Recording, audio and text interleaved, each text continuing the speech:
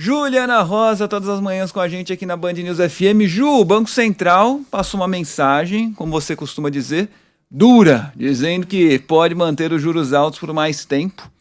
A Ju traz os bastidores dessa discussão e explica por que a gente precisa ainda de juros tão altos, hein, Ju? Bom dia para você.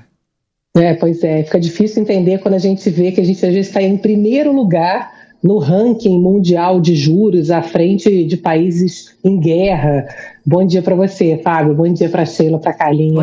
Bom dia para o nosso ouvinte. Olha, eu vou trazer um pouco de bastidores de uma discussão técnica, que é a questão do juro alto no Brasil, por que a gente tem sempre um juro tão alto e por que a inflação demora tanto a ceder. O que as discussões estão mostrando? A gente normalmente tem um juro muito alto porque, historicamente, o Brasil sempre gasta demais, gasta muito e gasta mal. Então, isso vai levando a uma percepção de que é um país que não consegue frear o crescimento da dívida, não consegue gastar nos lugares certos. Então, a gente tem uma estrutura dentro do país de investimento que é precária, que é cara, que passa pela questão dos gargalos logísticos, de infraestrutura, uma carga tributária pesada, ainda complexa, né? A gente tem aí os movimentos importantes da reforma tributária para simplificar, mas é um país que tem todo esse histórico que acaba batendo na taxa de juros, que reflete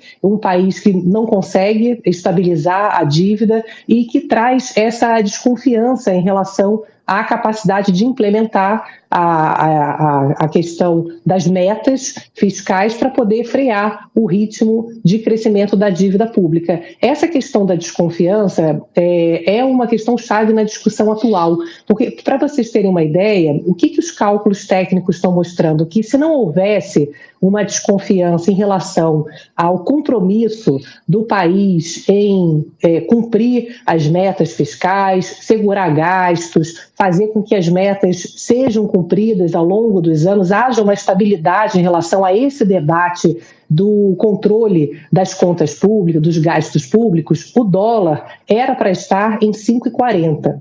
Então, esse é um exemplo desses cálculos técnicos que eu quero trazer para vocês, para a gente entender o quanto que a inflação poderia estar mais baixa e o quanto que o juro, na prática, poderia ser menor se não houvesse essa desconfiança. Essa desconfiança também tem elevado as chamadas previsões futuras. Essa questão da previsão futura, que é quanto as pessoas acham que a inflação vai ser daqui a 2 anos, 1 ano e meio, isso bate na inflação atual. E o Banco Central tem falado muito sobre essa preocupação futura, que tem a ver com essa desconfiança, porque você imagina, o empresário, se ele não acredita que a inflação vai cair, ele já reajusta o preço hoje mesmo. Então, previsões futuras de não crença em relação à capacidade de baixar a inflação faz os preços serem reajustados nesse momento.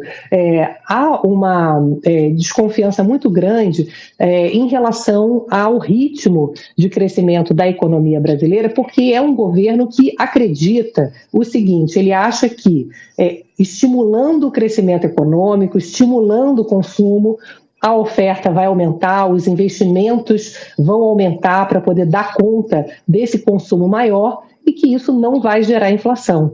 Acontece que, na prática, a gente está vendo que isso não tem funcionado.